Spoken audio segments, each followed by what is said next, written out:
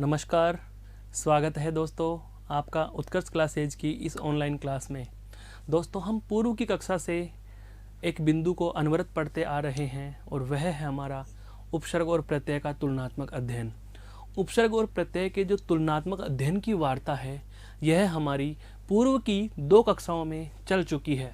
इसके बाद इसमें एक छोटी सी बात जो कल की कक्षा में, पूर्व की कक्षा में जाते जाते रह गई थी, उस बात को आज हम लगातार जारी करते हैं। और बिंदु कुछ इस प्रकार से था। बिंदु का नाम रहा था दोस्तों क्या? प्रत्यय के प्रकार। सबसे पहला प्रश्न यहीं से आपका बनता है क्या कि प्रत्यय के प्रकार कितने होंगे। पूछा जाने वाला प्रश्न भी है, बहुत सामान्य सा प्रश्न दिखता है, लेकिन इसके जवाब में बहुत सारे मेरे विद्वान साथी गच्चा खा जाते हैं। वजह यह होती है क्योंकि हम प्रत्यय के प्रकार के उस मूल कंसेप्ट तक जा ही नहीं पाते। प्रत्यय के प्रकार से संबंध में अगर आपसे प्रश्न पूछा जाता है तो इसका निश्चित और एक ही आंसर होता है 2। केवल 2 ही प्रकार होते हैं प्रत्यय के। वे 2 प्रकार कौन कौन से हैं तो मैं जरा उनके नामोल्लेख कर देता हूँ। आपको ध्यान रखना है, प्रत्यय का जो पहला प्रकार है वह है साथियों क्या? तद्धित प्रत्यय। कौन सा है? तद्धित प्रत्यय। दूसरा जो प्रत्यय का प्रकार आता है साथियों, वह आता है आपका कौन सा? कृत प्रत्यय। कौन सा आता है? कृत प्रत्यय। इन दोनों बिंदुओं के छोटे छोटे नामों में बहुत बड़ा विस्तार छुपा है। इन छोटे छोटे नामों में बहुत बड़ा विस्तार छुपा है। उस विस्तार के पहलू को हम जानेंगे कैसे। देखो, एक रफ सीट के हिसाब से हम इसको समझें तो हमने जाना था क्या कि एक शब्द होता है, कौन सा दोस्तों? विकारी। कौन सा शब्द होता है? विकारी। चाहे उपसर्ग हो या प्रत्यय हो, चाहे उपसर्ग हो या प्रत्यय हो, जुड़ता कहाँ है? विकारी शब्द से पहले या विकारी शब्द के बाद में। महत्वपूर्ण बात यहाँ यह है कि जो हमारे विकारी शब्द होते हैं, जिनकी संख्या कितनी होती है? 4। कितनी होती है? 4। जरा पूछ बैठूं मैं आपसे कौन कौन से होंगे तो आप तुरंत जवाब देंगे कि श्रीमान जी, पहला विकारी शब्द है संज्ञा, दूसरा है सर्वनाम, तीसरा है विशेषण, चौथा कुछ इस प्रकार से है जिसका नाम क्रिया है।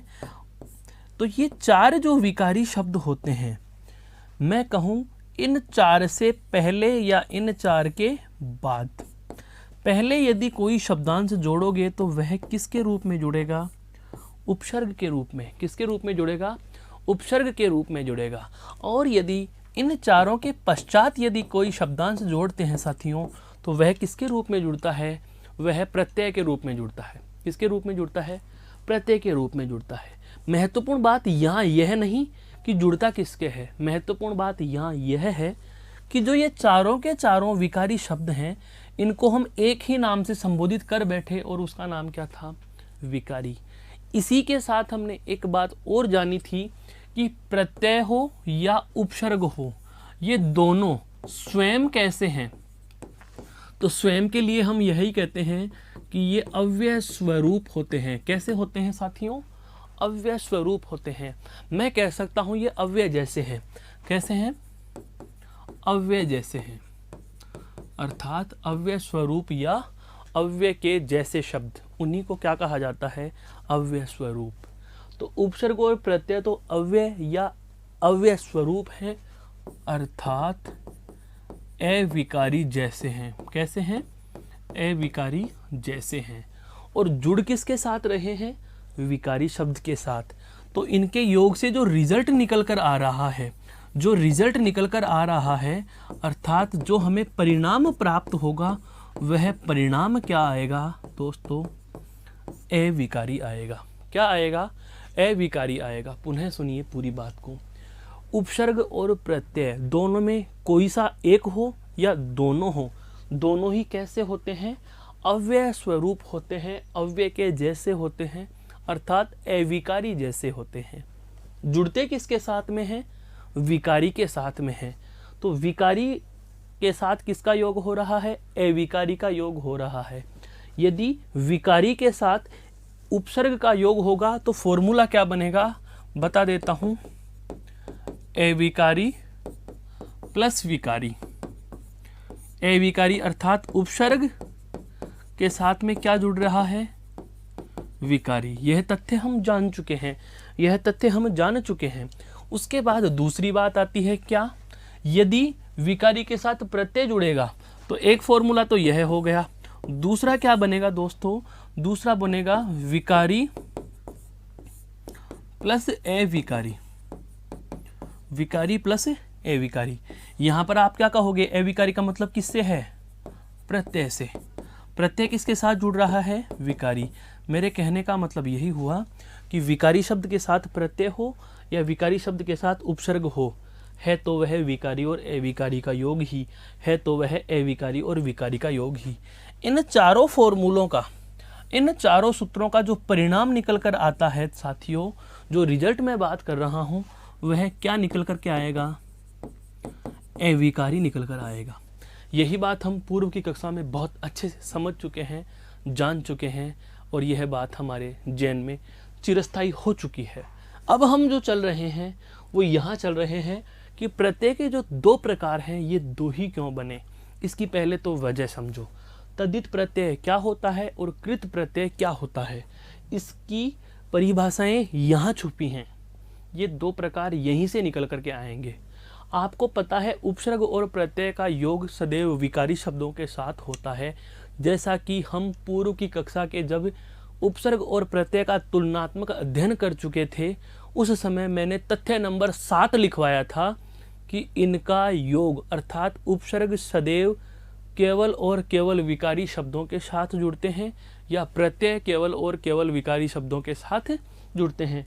ये बात हम पढ़ चुके हैं, समझ चुके हैं, जान चुके हैं। अब हम जो आरंभ कर रहे हैं कि प्रत्यय के केवल दो ही प्रकार क्यों बने, तो वो जानिए दोस्तों। थोड़ी देर के लिए प्रत्यय से पहले हम चलें कहाँ, विकारी शब्दों की यात्रा करने। तो विकारी शब्दों की संख्या कितनी मानी जाती है, 4। कितनी मानी जाती हैं, 4। अब इनको जरा गौर से समझो, मैं कहना क्या चाह रहा हूँ। इन 4 के 4 विकारी शब्दों में संज्ञा और सर्वनाम। संज्ञा क्या होता है, किसी भी व्यक्ति का नाम, किसी भी वस्तु का नाम या किसी स्थान का नाम। किसी व्यक्ति वस्तु स्थान के नाम को क्या कहा, संज्ञा। किसी व्यक्ति वस्तु स्थान के नाम को क्या कहा, संज्ञा।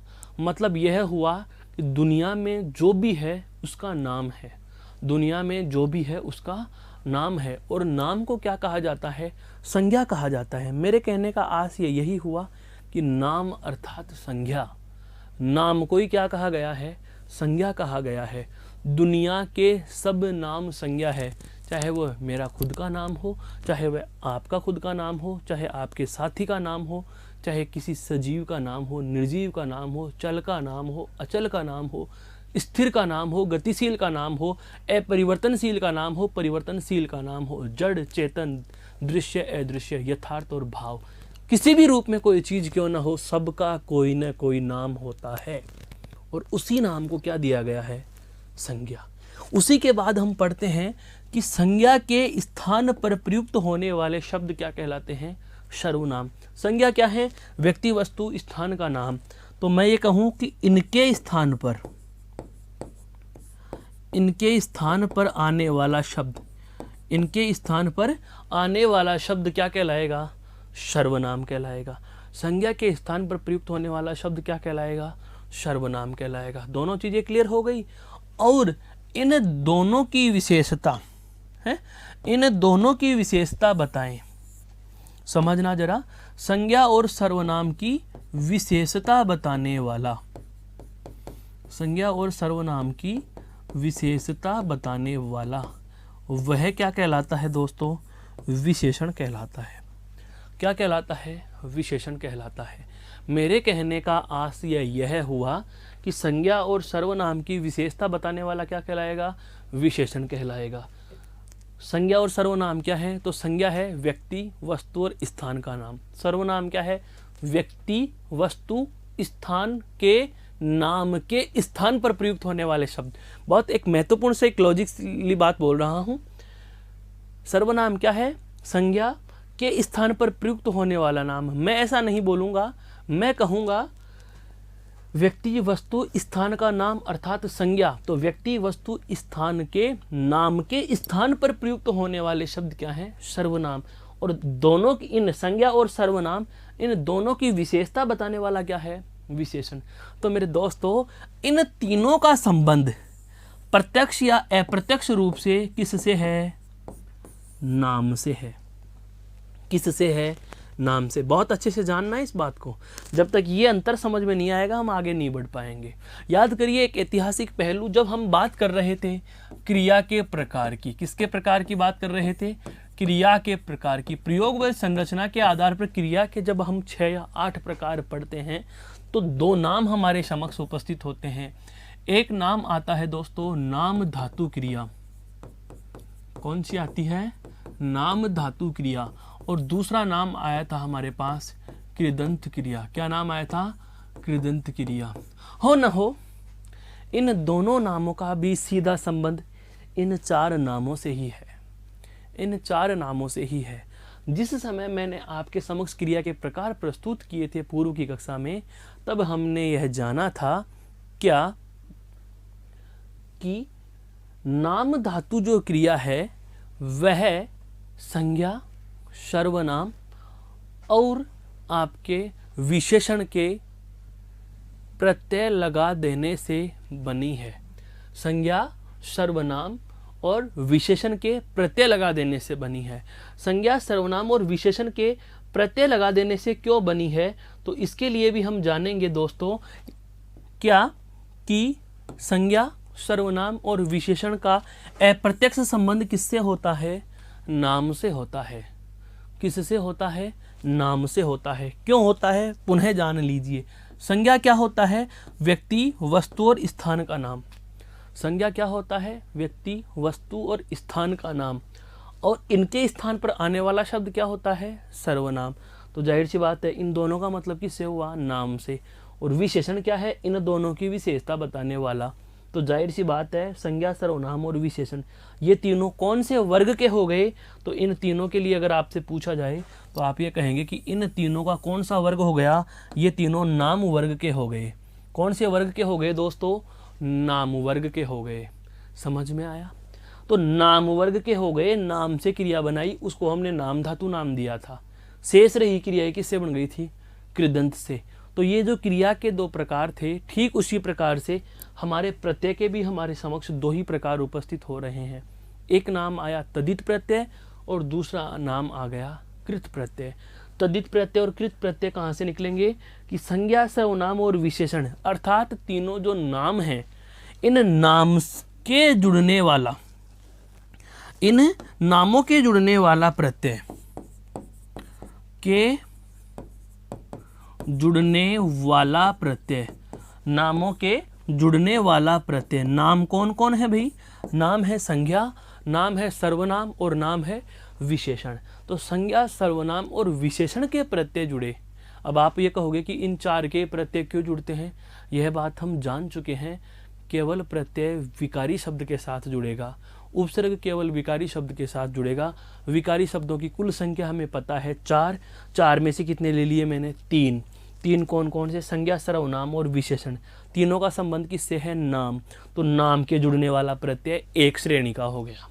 ये तीनों एक श्रेणी में आ गए। और क्रिया के जुड़ने वाला प्रत्यय अलग हो गया। क्रिया के जुड़ने वाला प्रत्यय है, क्रिया के जुड़ने वाला प्रत्यय। तो क्रिया के जो जुड़ने वाला प्रत्यय जो होता है दोस्तों, उस प्रत्यय को कहा जाता है कृत प्रत्यय। क्या कहा जाता है? कृत प्रत्यय। तो दूसरा नाम कौन सा था? तदित। तदित हो जाएंगे संज्ञा, सर्वनाम और विशेषण के जुड़ने वाले प्रत्यय। संज्ञा, सर्वनाम और विशेषण के जुड़ने वाले प्रत्यय। मेरे कहने का आशय यह है कि आप इस प्रत्यय के प्रकार की परिभाषा को रटने से पहले एक बार इस कंसेप्ट को समझें कि प्रत्यय के 2 ही प्रकार क्यों बने।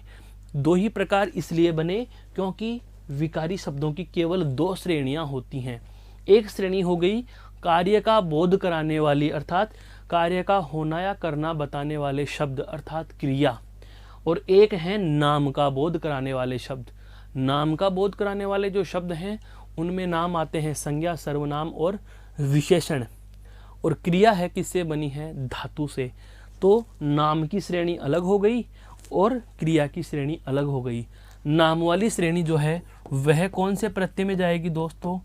तद्धित में। कौन से में चली जाएगी? तद्धित में। और क्रिया वाली श्रेणी कौन से में चली जाएगी? कृत में। अब आते हैं हम इसकी परिभाषा पर। तो सबसे पहले यदि आपको प्रत्यय के प्रकार पूछे दो, तो दोनों के नाम लिखेंगे। सबसे पहला नाम आप लिखिए क्या? तद्धित प्रत्यय। सबसे पहला नाम आप लिखिए दोस्तों कौन सा? तद्धित प्रत्यय। दूसरा नाम आप लिखिए दोस्तों कृत प्रत्यय। दूसरा नाम क्या लिखेंगे? कृत प्रत्यय। अब हम एक एक की परिभाषा लिखना आरंभ करेंगे। तो सबसे पहला मैं लिख रहा हूं क्या? तद्धित प्रत्यय। तद्धित प्रत्यय क्या होता है? सुनना जरा गौर से, उसके बाद लिख लेंगे आप। क्या? वे प्रत्यय जो संज्ञा, सर्वनाम व विशेषण शब्दों के साथ, वे प्रत्यय जो संज्ञा, सर्वनाम व विशेषण शब्दों के साथ जुड़कर नया शब्द बनाते हैं,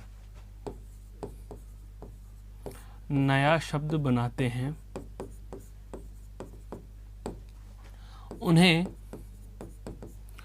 तद्धित प्रत्यय कहा जाता है। उन्हें क्या कहा जाता है दोस्तों?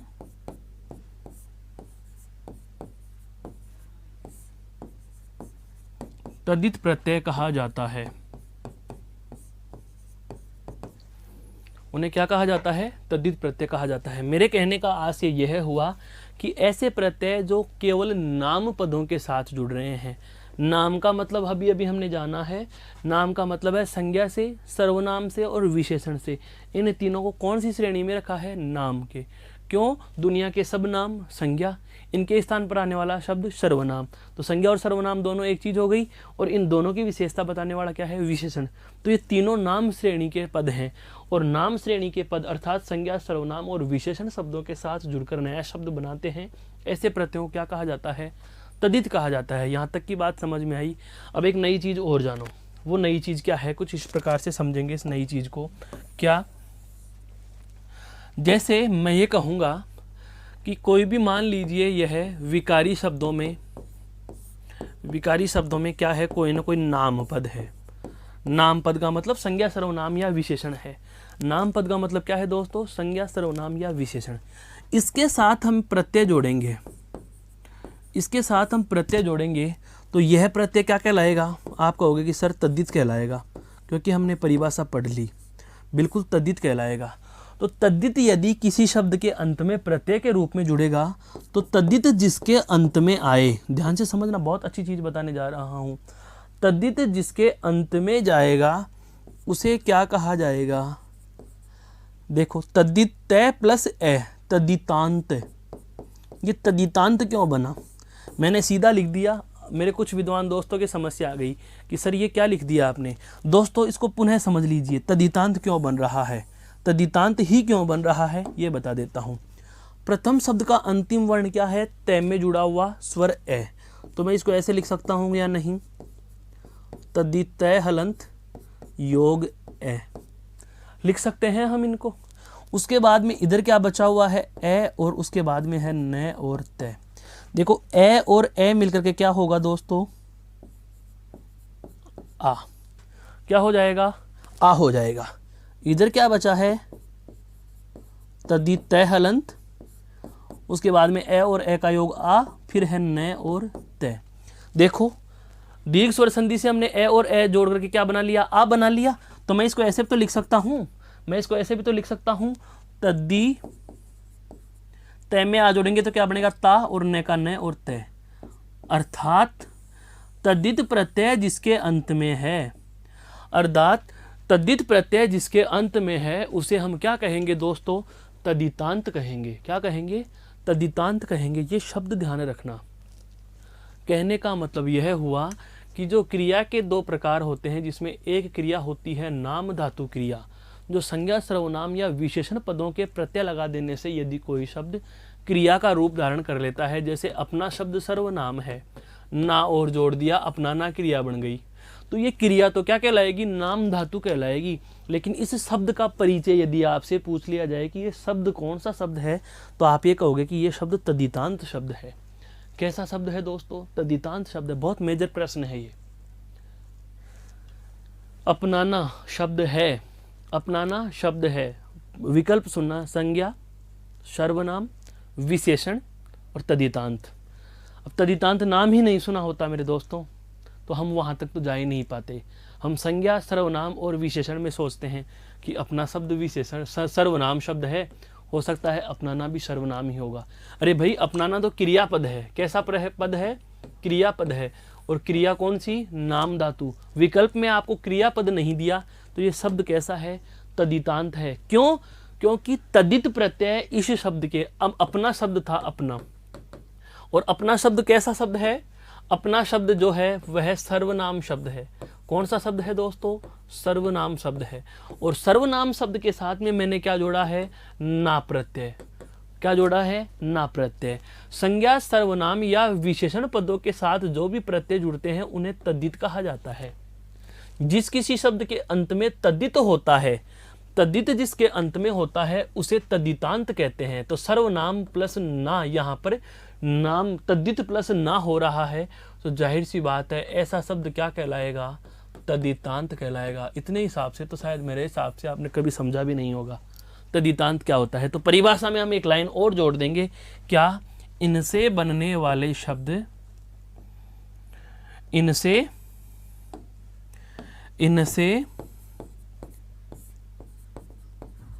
बनने वाले शब्द, इनसे बनने वाले शब्द तद्धितांत होते हैं। क्या कहलाते हैं, तद्धितांत कहलाते हैं। इनसे बनने वाले शब्द तद्धितांत कहलाते हैं। क्यों कहलाते हैं, क्योंकि तद्धित जिसके अंत में है वह तद्धितांत होता है।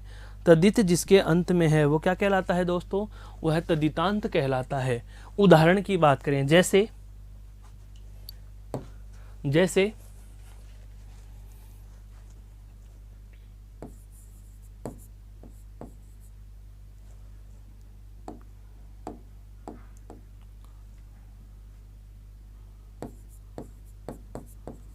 सोना, योग, आर और शब्द बनता है सुनार।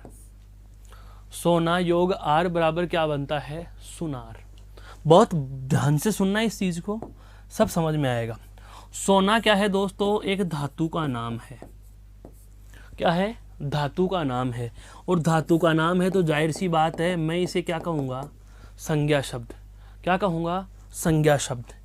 आर क्या है यहाँ पर, प्रत्यय। आर क्या है यहाँ पर दोस्तों, प्रत्यय। सुनार क्या बना है, बना शब्द। ये क्या है दोस्तों, बना शब्द। परिभाषा पे रहो, जो प्रत्यय संज्ञा, सर्वनाम व विशेषण शब्दों के साथ जुड़कर नया शब्द बनाते हैं, ऐसे प्रत्यय क्या कहलाते हैं, तद्धित। पहला प्रश्न प्रत्यय में पूछा गया, सुनार शब्द में कौन सा प्रत्यय है, सुनार शब्द में कौन सा प्रत्यय है, तो पहला प्रश्न का उत्तर हो जाएगा क्या, तद्धित प्रत्यय। क्या हो जाएगा, तद्धित प्रत्यय। एक बात। दूसरी बात, सुनार शब्द में जुड़ा प्रत्यय तद्धित है तथा सुनार शब्द क्या है, तो सुनार शब्द आप तुरंत कह दोगे साहब यह है तद्धितांत है। कैसा शब्द है, तद्धितांत है। क्यों है, क्योंकि जिसके अंत में तद्धित हो उसे तद्धितांत कहा जाता है। जिसके अंत में तद्धित जुड़ा हो उसको क्या कहा जाता है, तद्धितांत कहा जाता है। यहाँ तक समझ में आई एक परिभाषा। किसकी हुई दोस्तों, ये हुई तद्धित प्रत्यय की। इसको एक बार गौर से देख लीजिए, फिर हम चलते हैं अगली परिभाषा कृत प्रत्यय पर।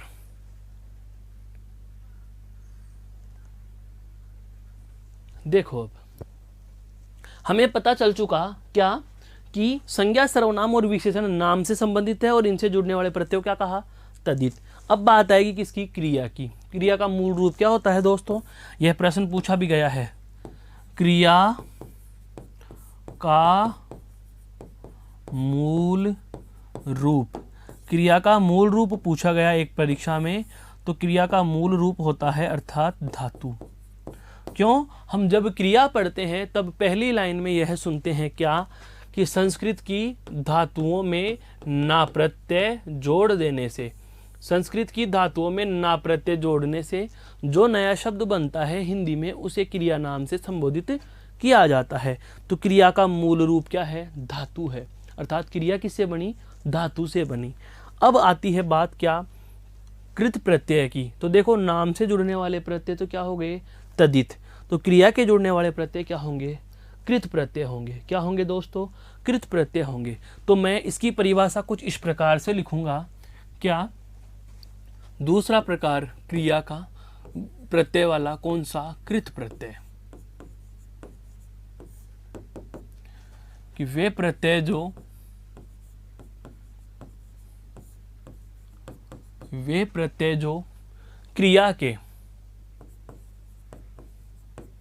क्रिया या धातु क्या होती है, मैं यहां लिख देता हूं। ये इनडायरेक्टली कोई अलग प्रश्न हो गया, ये क्रिया बिंदु का एक प्रश्न का जवाब है। देखना कैसे लिखने हैं, लिखना स्मार्ट तरीके से, हमें कम शब्दों में बहुत सारी बातें आ जाए। वे प्रत्यय जो क्रिया या धातु क्या है वो बता देता हूं। क्रिया का मूल रूप, क्रिया का मूल रूप। अब समझ में आया धातु किसकी, यहां पर सोना चांदी वाली धातु की बात नहीं कर रहा हूं दोस्तों। वे प्रत्यय जो क्रिया या धातु अर्थात क्रिया के मूल रूप, धातु पदों के साथ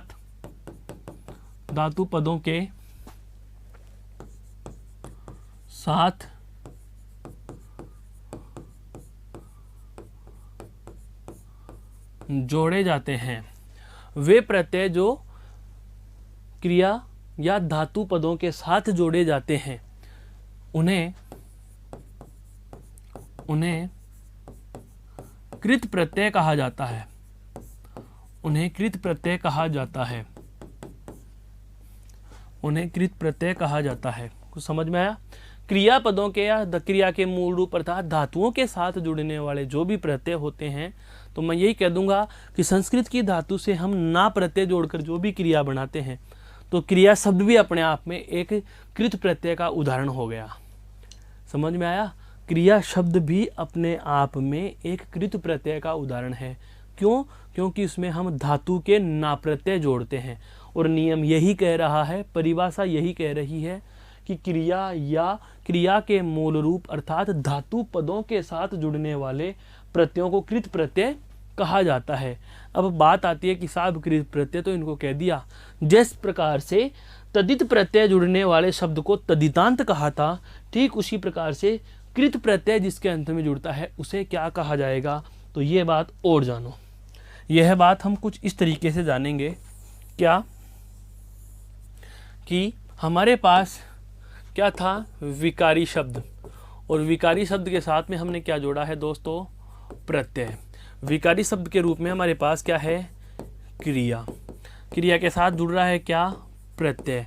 तो ऐसा प्रत्यय क्या कहलाता है, कृत। क्या कहलाता है, कृत।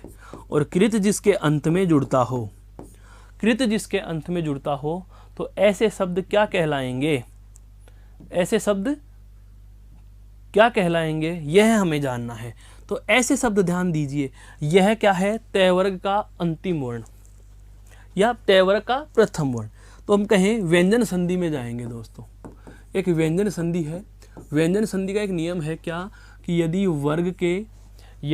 वर्ग के प्रथम वर्ण के बाद किसी सघोष का योग हो, यदि वर्ग के प्रथम वर्ण के बाद किसी सघोष वर्ण का योग होता है, तो पहला वर्ण अपने ही वर्ग के तीसरे में बदल जाता है। व्यंजन संधि का पहला ही नियम, यदि वर्ग के प्रथम वर्ण के बाद किसी सघोष वर्ण का योग होता है, तो पहला वर्ण अपने ही वर्ग के तीसरे में बदल जाता है। अब बात यह आ जाती है कि सहघोष कौन कौन से होते हैं। तो ध्यान दीजिए, वर्णमाला की बात करें, स्वर और व्यंजनों की बात करें, तो मैं बता रहा हूँ सहघोष। सहघोष कौन कौन से होते हैं दोस्तों? प्रत्येक वर्ग का तीसरा, प्रत्येक वर्ग का चौथा और पांचवा वर्ण।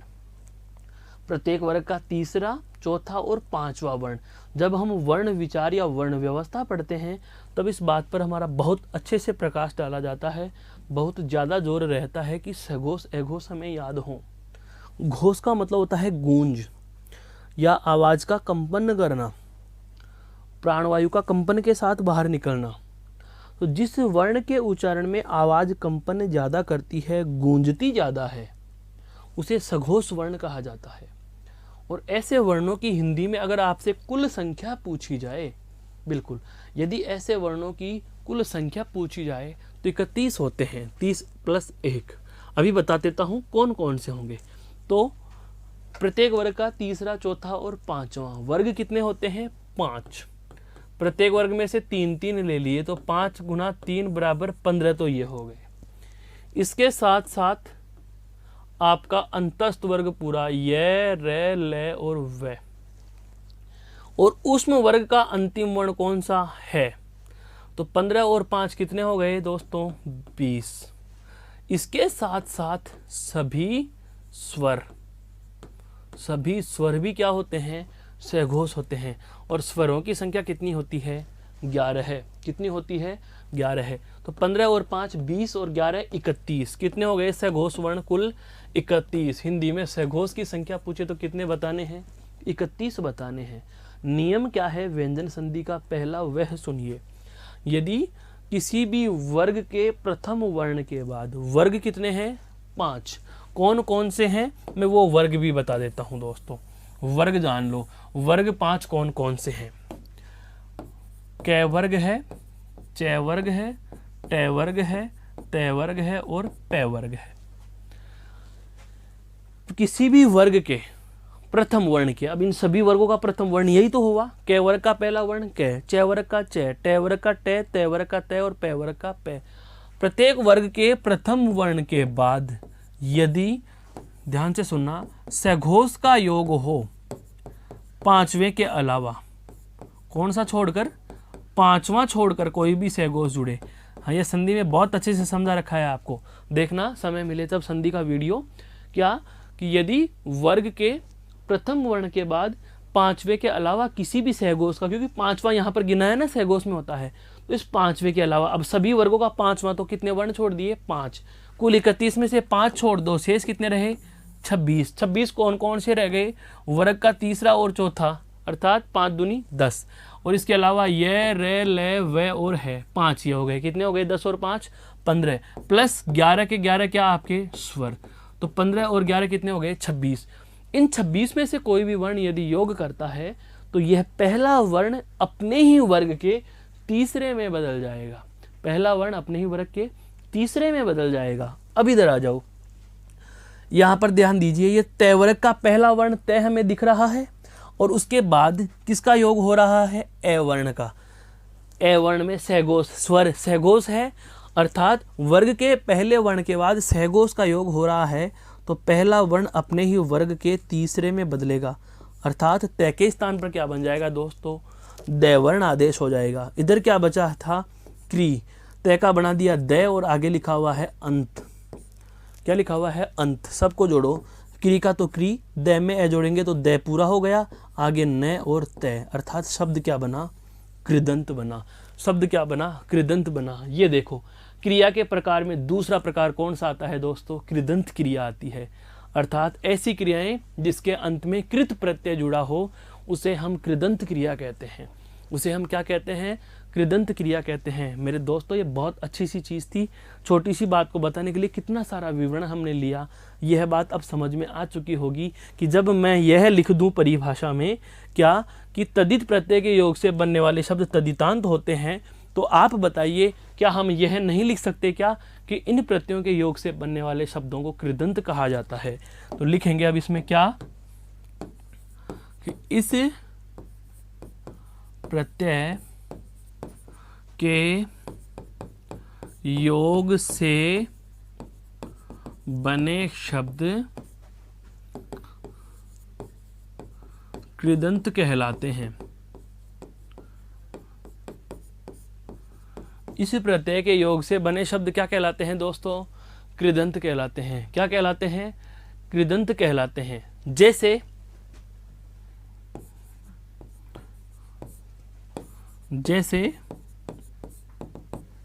चल शब्द है, चल, इसके आगे मैंने जोड़ा कर प्रत्यय, शब्द क्या बना?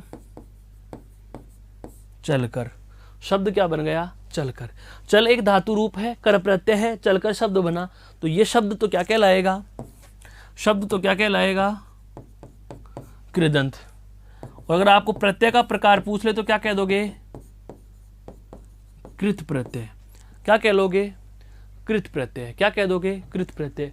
दोनों चीजें समझ में आ गई क्या? कि प्रत्यय के प्रकार कितने? दो, तद्धित प्रत्यय और कृत प्रत्यय। तद्धित क्या होता है आपके समक्ष है, और दूसरा अभी अभी हमने जान लिया कि कृत प्रत्यय क्या होता है। तो कृत प्रत्यय होते हैं वे प्रत्यय जो क्रिया या क्रिया के मूल रूप अर्थात धातु पदों के साथ जुड़कर नया शब्द बनाते हैं, उन्हें हम कृत प्रत्यय कहा जाता है, या उन्हें हम कृत प्रत्यय कहेंगे। और इनके योग से बने शब्द क्या कहलाते हैं दोस्तों? तो इनके योग से बनने वाले शब्दों को कृदंत कहा जाता है। क्या कहा जाता है? कृदंत कहा जाता है। यहाँ तक की बात समझ में आ गई? एक बार इस स्लाइड को गौर से देख लीजिए, फिर हम आगे बात करते हैं।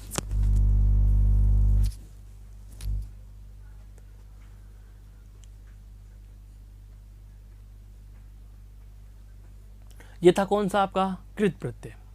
अब बात आती है कि सर परीक्षा में प्रश्न किस तरीके से आएगा।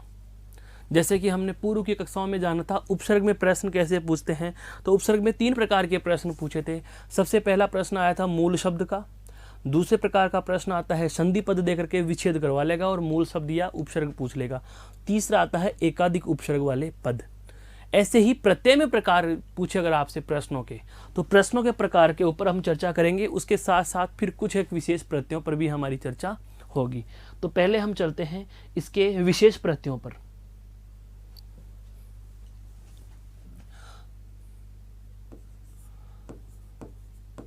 देखो यहां तक में अगर प्रश्नों के प्रकार की बात करें तो प्रश्न कैसे पूछा?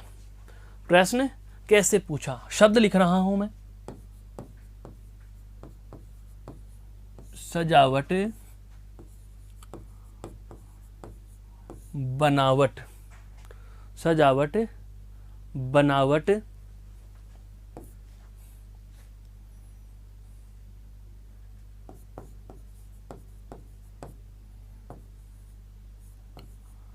चिकनाहट,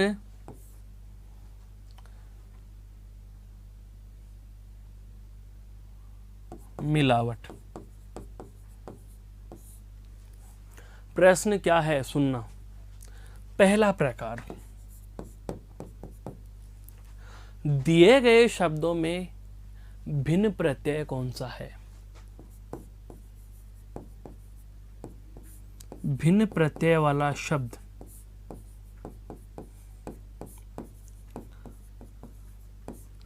दिए गए शब्दों में कौन सा छांटना है आपको? भिन्न प्रत्यय वाला शब्द छांटना है। बहुत अच्छे से प्रश्न ले रहा हूं, इस तरह प्रश्न अपने आप समझ में आ जाएगा कि बिंदु कहना क्या चाह रहा है, पूछता क्या है, हमें करना कैसे है। प्रत्यय कैसा है, कौन सा जुड़ा हुआ है। दोस्तों प्रत्ययों की संख्या निश्चित नहीं की जा सकती। एक चीज तो मैं पहले बता देता हूं, प्रत्यय के प्रकार निश्चित होंगे 2। प्रत्यय के प्रकार केवल 2 होंगे, लेकिन कितने होते हैं प्रत्यय ये कभी नहीं बता सकते। हाँ, सभी प्रत्ययों को आप 2 प्रकारों में ही बांटोगे।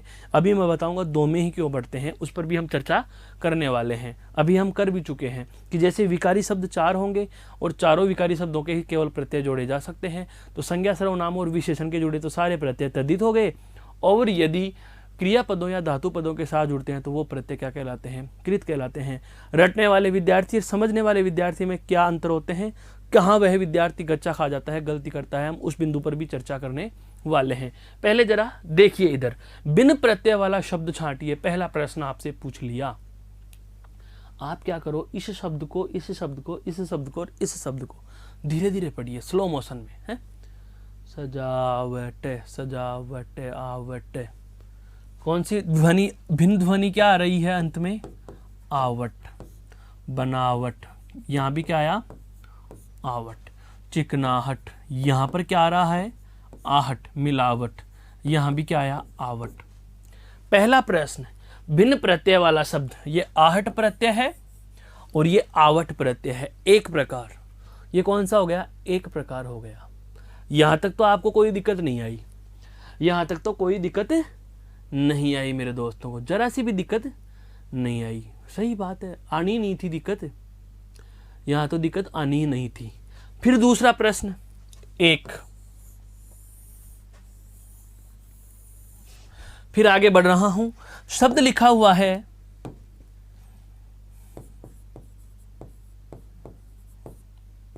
मिठाई, शब्द लिखा हुआ है लड़ाई, शब्द लिखा हुआ है लिखाई,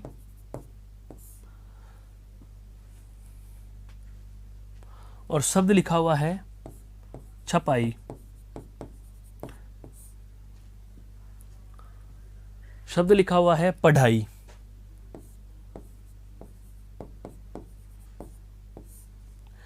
प्रश्न क्या है वो जानो। अब प्रश्न समझना। प्रश्न है भिन्न प्रत्यय वाला शब्द छांटिए। भिन्न प्रत्यय वाला शब्द छांटिए। भिन्न प्रत्यय वाला शब्द छांटो। अब आप फिर क्या करोगे, सर ने कहा था धीरे धीरे पढ़ना, बिल्कुल पढ़ो, धीरे धीरे पढ़ो आप इनको। मिठाई, यहां क्या निकल कर आया, आई। लड़ाई, यहां भी क्या निकल आया, आई। लिखाई, यहां भी क्या प्रत्यय है भाई, आई।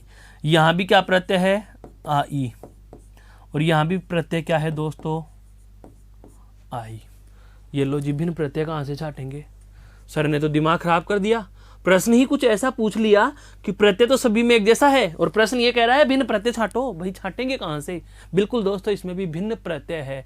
अब यहां पढ़ने और रटने वाले विद्यार्थियों में अंतर आ जाएगा। अगर कोई विद्यार्थी यह रट के चला गया, अब इस बात पर गौर करना, अगर मेरा कोई विद्वान या विदुषी बहन अगर यह पढ़ के चला गया या रट के चला गया कि आई प्रत्यय तद्धित होता है, केवल तद्धित होता है, तो भाई मीठा, यहां पर देखो मिठाई में मूल शब्द क्या है दोस्तों, इनके मूल शब्द में भिन्न रंग से लिख रहा हूं। इसका मूल शब्द क्या है, मीठा। इसका मूल शब्द क्या है, लड़ना। इसमें मूल शब्द है लिखना। इसमें मूल शब्द क्या है, छपना या छापना। इसमें मूल शब्द क्या है, पढ़ना। अगर आई प्रत्यय को आप यह कहो कि यह केवल तद्धित प्रत्यय है, तद्धित का मतलब संज्ञा, सर्वनाम या विशेषण के जुड़ने वाला है, तो आप उससे यह पूछना कि यहां तो ये क्रिया के जुड़ा हुआ था। फिर वो ये कह दे मैं तो कहने में भूल गया, आई प्रत्यय तो मेरे अनुसार सदैव क्या होगा, कृत प्रत्यय होगा। तो आप उसे यह पूछ लेना कि मीठा शब्द तो विशेषण है, ये विशेषण के साथ कैसे जुड़ गया। मेरा मतलब यह है दोस्तों कि प्रत्यय कौन सा है कभी मायने नहीं रखता। आज पता चल रहा होगा कि हम प्रत्यय क्यों रटने के लिए मना करते हैं। मैंने देखा है मेरे विद्वान साथी बहुत सारे पन्ने नोट्सों के भरे पड़े मिल जाते हैं, किताबों में लिखे पड़े मिल जाते हैं, प्रत्ययों को रटना शुरू कर देते हैं। आई तद्धित, आई तद्धित, आई तद्धित। अरे आई तद्धित का करेगा क्या मेरे भाई, ये तो बता। आई तद्धित या आई कृत नहीं है, आई तद्धित या कृत नहीं है। आप यह देखो कि ये आई प्रत्यय जुड़ा किसके है। आई प्रत्यय तद्धित भी है और कृत भी है। कोई सा भी प्रत्यय तद्धित और कृत दोनों होगा। बस ये देखना है कि मूल शब्द क्या है। यहां मूल शब्द विशेषण था। मूल शब्द क्या है दोस्तों, विशेषण है। विशेषण का मतलब नाम समूह है, तो नाम समूह के जुड़ने वाले प्रत्यय क्या कहलाते हैं, तद्धित कहलाते हैं। अगर मिठाई शब्द देकर के आपको प्रत्यय पूछता तो आप यह कहते कि आई प्रत्यय तद्धित है। अगर मिठाई शब्द हटा देता, समझना अब, अगर यह मिठाई शब्द आपको नहीं दिया जाए, मिठाई शब्द आपको नहीं दिया जाए और अब पूछे कि यह कौन सा प्रत्यय है, तो आप तुरंत कह दोगे कि कृत प्रत्यय है। सारे के सारे शब्द कृदंत है। लेकिन आपको मिठाई शब्द दे दिया और अब ये पूछ रहा है कि भिन्न प्रत्यय छांटिए। तो आई तो सब में कॉमन बात आ गई, तो भिन्न कैसे हुआ? भिन्न ये ऐसे हो गया दोस्तों कि यहाँ पर देखो आई, यहाँ भी आई, यहाँ भी आई और यहाँ भी आई, इन सब में आई आई जो जुड़ा हुआ है, ये सारा आई तो कौन सा है? कृत प्रत्यय। और यहाँ पर आई प्रत्यय कौन सा है? तदित प्रत्यय। कौन सा है? तदित प्रत्यय। मैं जो समझाना चाह रहा हूँ वो साथ आप समझ चुके होंगे। मेरा मतलब यह है दोस्तों कि प्रत्यय कौन सा है कभी मायने नहीं रखेगा, आपको यह देखना है प्रत्यय जुड़ा किसके है, प्रत्यय जुड़ा हुआ किसके है, यह महत्वपूर्ण होता है। बस ये दो बातें आपको बहुत ज़्यादा समझाने की थी प्रत्यय के प्रकारों में, तद्धित और कृत प्रत्यय में, जो आप समझ चुके होंगे। इसको एक बार गौर से देख लीजिए, फिर हम एक ऐसा ही और उदाहरण लेते हैं, फिर बात करेंगे आगे की। एक बार देख लीजिए दोस्तों।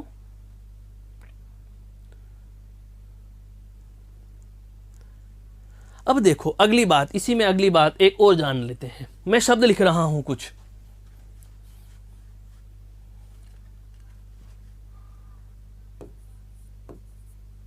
हड़बड़ाहट, हड़बड़ाहट,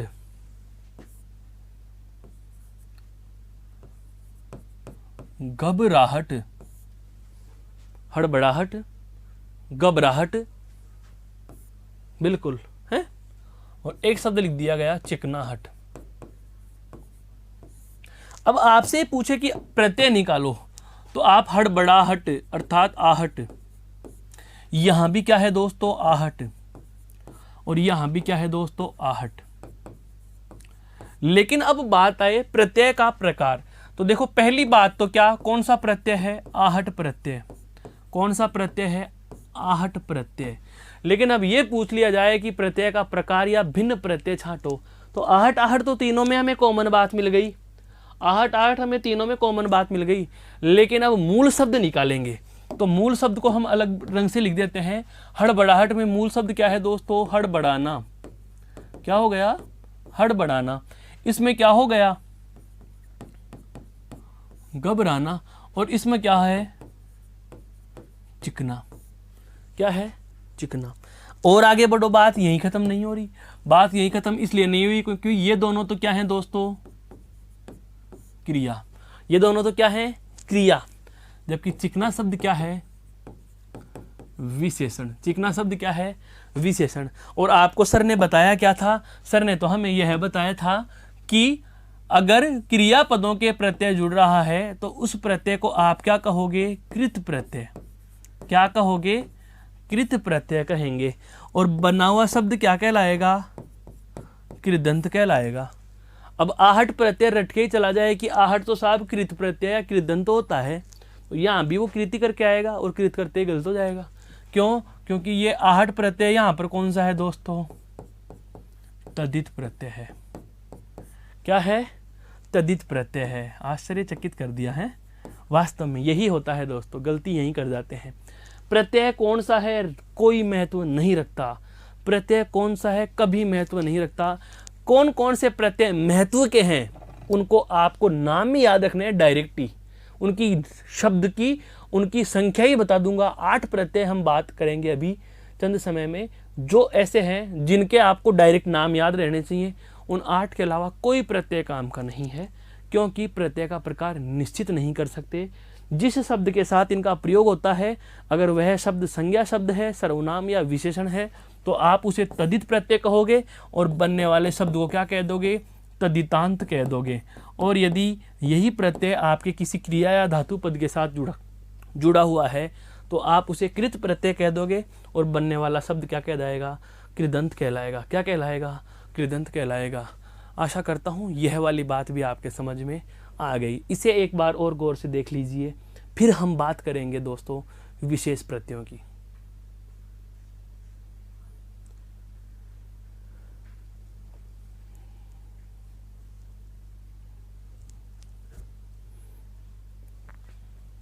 चलो अब चलते हैं हम विशेष प्रत्ययों पर, जो आपको याद रखने हैं। अब बता रहा हूं, याद रखने हैं प्रत्यय। देखो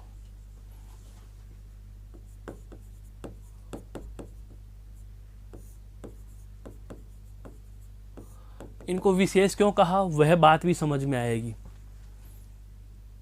इनको विशेष क्यों कहा यह बात भी समझ में आएगी।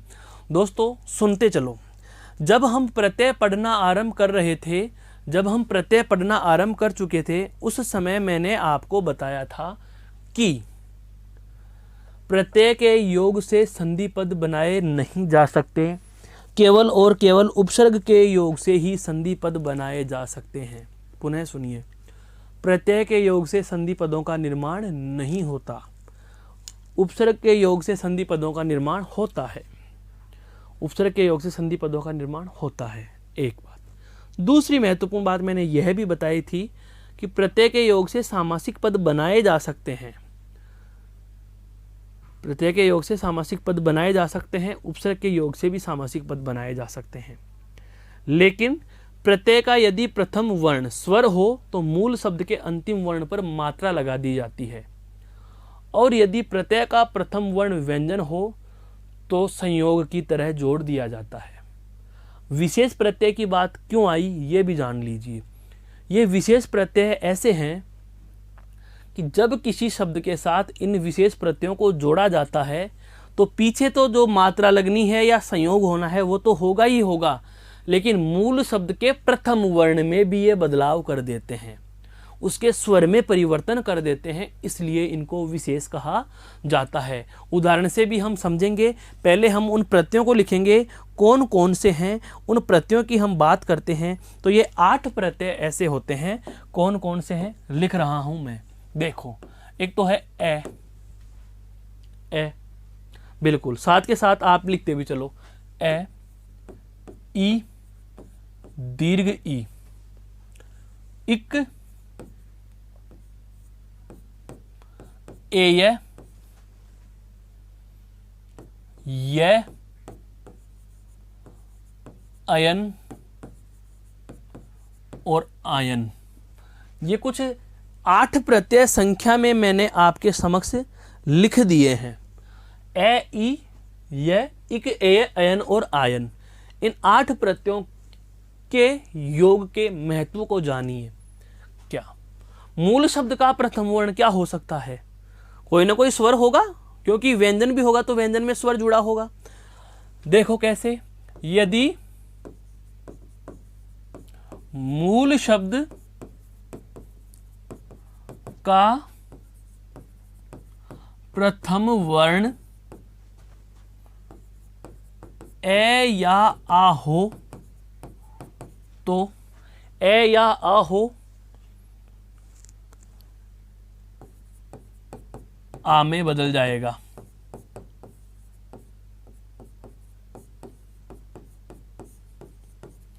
कैसे? उदाहरण से समझो दोस्तों इसको, उदाहरण से। जैसे शब्द है समाज और प्रत्यय जोड़ दिया इक, इनमें से एक है ये रहा इक। समाज और समाज में प्रत्यय कौन सा जोड़ा मैंने? इक प्रत्यय जोड़ा। नियम तो ये कह रहा था कि प्रत्यय का यदि प्रथम वर्ण स्वर हो तो मूल शब्द के अंतिम वर्ण पर ई की मात्रा लगा देंगे, लेकिन यहाँ ई की मात्रा लगा देने से ही काम नहीं चल रहा। मूल शब्द का प्रथम वर्ण यदि ए या आ हो तो आ में बदल जाएगा। यहाँ पर आ होता तो आ रह जाता, लेकिन ए है, ए को भी किस में बदलेंगे? आ में। अर्थात से की जगह क्या कर देंगे? सा। से की जगह क्या कर देंगे? सा। आगे क्या लिखा हुआ है? मा। वही नियम, प्रत्यय के प्रथम वर्ण स्वर की मूल शब्द के अंतिम वर्ण पे मात्रा लगाओ, तो जय पे ई की मात्रा जी और के। तो समाज प्लस इक बराबर क्या बन गया? सामाजिक। क्या बन गया? सामाजिक। और शब्द लिख देता हूं, स्वस्थ प्लस ये। दोस्तों क्या बनेगा? देखो स्व में क्या जुड़ा हुआ है? ए। तो देखो क्या बन जाएगा? स्व वाह। वे की जगह क्या हो जाएगा? वाह। आगे क्या लिखा हुआ है? से, थे और ये। शब्द क्या बन गया? स्वास्थ्य। शब्द क्या बन गया? स्वास्थ्य। पहली बात ए और आ की। अभी पूरे 11 स्वरों की बात करेंगे। एक बार इस स्लाइड को गौर से देख लीजिए, फिर हम अगली बात पर चलते हैं।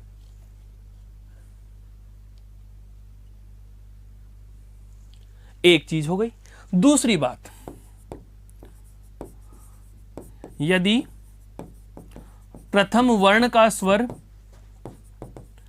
यदि प्रथम वर्ण का स्वर ई, दीर्घ ई, ए या आई हो तो आई में बदल जाता है।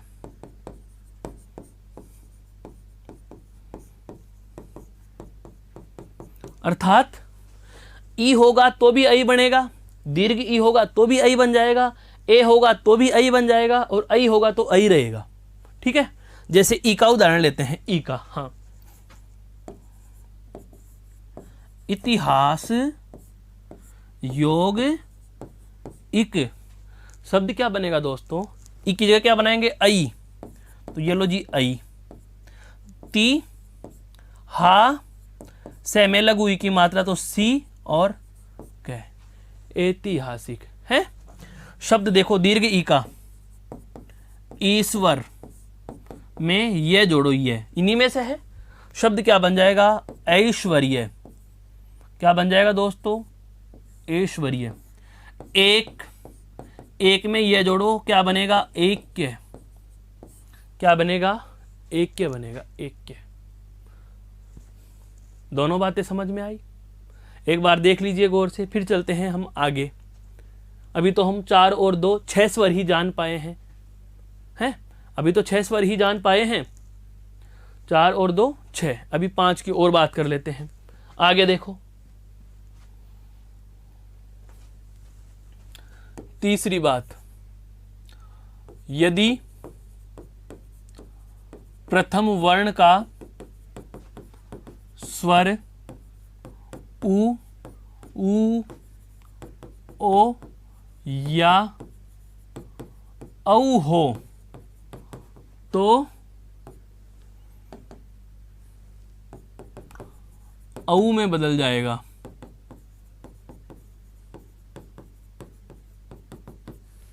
कैसे बदलेगा, देखो, जैसे उदार प्लस ये, ऊ की जगह क्या बनेगा दोस्तों, औ, तो क्या लिखेंगे यहां पर, औ, दा रे ये, औदार्य है। उचित प्लस ये बराबर औचित्य, क्या बनता है, औचित्य, क्या बनता है, औचित्य है। आता है दोस्तों ऐसे, हाँ बिल्कुल बिल्कुल। उत्सुक, उत्सुक, उत्सुक प्लस यह बराबर औत्सुक्य, क्या बन जाएगा, औत्सुक्य है। उप निवेश योग इक बराबर, ये बहुत बार पूछा गया है, औप निवेशिक, औप निवेशिक। 6 और 4 कितने हो गए, ये 10। अंतिम वाला री हो, री हो तो आर में बदल जाता है। किस में बदल जाता है दोस्तों, आर में बदलेगा। यह बहुत अच्छा शब्द आता है, बहुत बार पूछा गया है आर में। जैसे शब्द आता है गृहस्थ प्लस ये, अब गे के नीचे क्या जुड़ा हुआ है, री, री की जगह क्या लिखा जाएगा, आर। तो देखो इसका शब्द ऐसे बनेगा कुछ, गे में अगर मैं री जोड़ूं और री के आगे क्या लिखा हुआ है, हस्त, और हस्त में क्या जुड़ा हुआ है, ये, तो री की जगह क्या लिखना है दोस्तों हमें, आर।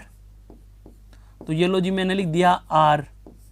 इधर क्या बचा है, गे हलंत, और आगे क्या है, हस्त, और उसके आगे प्रत्यय क्या है, ये। तो सबको जोड़ करके क्या लिखेंगे, गे में आ जोड़ा तो क्या बना, गा, गे में आ जोड़ा तो आ। रे आधा है, रे आधा कहाँ लिखा जाता है, रेफ में, तो है के रेफ में लिखेंगे, है के रेफ में रे। आगे से और थे, यह प्रत्यय की वजह से आधा, गारस्थ है, क्या लिखा जाएगा, गारस्थ है। ये कुछ आपके समक्ष जो मैंने शब्द रखे हैं, ध्यान देना, इन 8 के 8 प्रत्ययों का ही है ये कमाल। ये 8 के 8 प्रत्यय ऐसे हैं जिनकी वजह से पूरा का पूरा शब्द ही बदला हुआ सा नजर आता है। क्यों? क्योंकि ये प्रत्यय किसी भी शब्द के साथ जुड़ते हैं तो उस मूल शब्द के अंत में तो जो मात्रा लगनी है या संयोग होना है वह तो होगा ही होगा। मूल शब्द के प्रथम वर्ण के स्वर में भी ये बदलाव कर देते हैं। प्रथम वर्ण के स्वर में भी ये कुछ बदलाव कर देते हैं। इस प्रकार के प्रत्ययों का हमें विशेष ध्यान रखने की आवश्यकता है। कुछ एक ऐसे उदाहरण हम और लिखना चाहें, जैसे मैं आपके समक्ष लिखूं पौराणिक, पौराणिक, पुराण प्लस इक, पौराणिक का क्या हो जाएगा, पुराण प्लस इक है। सामाजिक, धार्मिक, धर्म प्लस इक, धर्म प्लस इक है, धार्मिक, सामाजिक बन रहा है। परिवार प्लस इक बराबर क्या होता है, पारिवारिक। क्या बनता है दोस्तों, पारिवारिक। क्या बनता है, पारिवारिक बनता है। क्या बनता है, पारिवारिक बनता है। ऐसे शब्द आते हैं वाल्मीकि प्लस ई बराबर वाल्मीकि। क्या आता है दोस्तों, वाल्मीकि, वाल्मीकि। वाल्मीकि प्लस ई बराबर वाल्मीकि है, वाल्मीकि प्लस ई बराबर वाल्मीकि। बिल्कुल, इनका हमें ध्यान रखना ही रखना है, इनका हमें ध्यान रखना ही रखना है दोस्तों। ये कुछ शब्द हैं जो आपके विशेष प्रत्यय के हैं। ऐसे आपको जब आप इसके नोट्स पढ़ोगे पीडीएफ में, तो भी आपको बहुत सारे ऐसे शब्दों का सामना करना पड़ेगा जिसमें प्रत्यय इन 8 में से कोई एक होगा, और इन 8 में से एक प्रत्यय के साथ साथ आपको ऐसे ही कुछ शब्दों का सामना करना पड़ेगा। अब एक छोटी सी 2-3 मिनट की वार्ता इसमें और रही है, फिर हमारा ये बिंदु अपने समापन को प्राप्त करेगा। वह है, एक प्रश्न की वार्ता कर रहा हूँ। बहुत बार क्या होता है कि पाठ्यक्रम में बिंदु ज़्यादा हो जाते हैं। उदाहरण से समझो, अधीनस्थ बोर्ड की परीक्षाओं में हमारे हिंदी के प्रश्नों की संख्या मान लीजिए 15 है, कि हिंदी के 15 प्रश्न आने हैं, लेकिन सिलेबस के 20 बिंदु दे दिए। अब सिलेबस के 20 बिंदुओं में से प्रश्न 15 तो कैसे बनाएं? फिर पेपर बनाने वाला क्या करता है, कुछ ऐसे प्रश्न उठाता है जो एक अकेला प्रश्न 3 बिंदुओं को समाहित कर रखे हो। एक अकेला प्रश्न 3 बिंदुओं को समाहित कर रखे हो। उदाहरण से समझना,